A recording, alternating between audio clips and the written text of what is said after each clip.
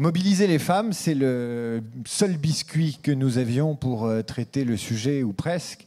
Les mobiliser dans le sens, évidemment, de l'égalité salariale, mais même avant de les mobiliser pour l'égalité salariale, il faut les mobiliser tout court. Et je pense que vous avez quelques recettes, mesdames, pour nous en parler dans vos expériences respectives. Alors, est-ce que vous avez quelques moyens et quelques exemples à nous donner sur justement cette mobilisation qui, là, pour le coup, est individuelle et ne relève pas de plans de formation globaux ou d'une mobilisation collective?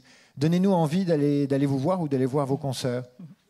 La mobilisation, effectivement, même si on travaille en groupe, ça va passer par une mobilisation individuelle. Donc, le problème quand on est en colère comme ça, et c'est normal d'être en colère, d'être face à une injustice, on a envie de frapper un grand coup, de taper sur la table, etc. Mais c'est pas comme ça qu'on obtient des résultats, parce qu'on crée une opposition avec le patron qui, peut-être aussi, à un moment donné, à l'insu de son beau gré, si vous m'excusez cette expression, il ne s'est même pas rendu compte véritablement de ce qui se passait, c'est-à-dire qu'un congé mater par-ci, un congé mater par-là, etc., etc., les choses se cumulent, donc il a l'impression que c'est justifié.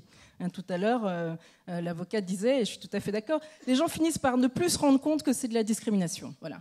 Mais la plupart du temps, quand j'ai accompagné des clientes qui sont allées en parler avec leur patron, la plupart du temps, face à elles, il y a quelqu'un qui, à un moment donné, si on a des arguments posés, etc., qu'on n'est pas dans la colère, qu'on est dans la discussion, finit par admettre qu'il y a quelque chose, que l'on peut essayer de trouver une solution, mais il faut arriver à faire comprendre à l'autre qu'il y a quelque chose d'anormal.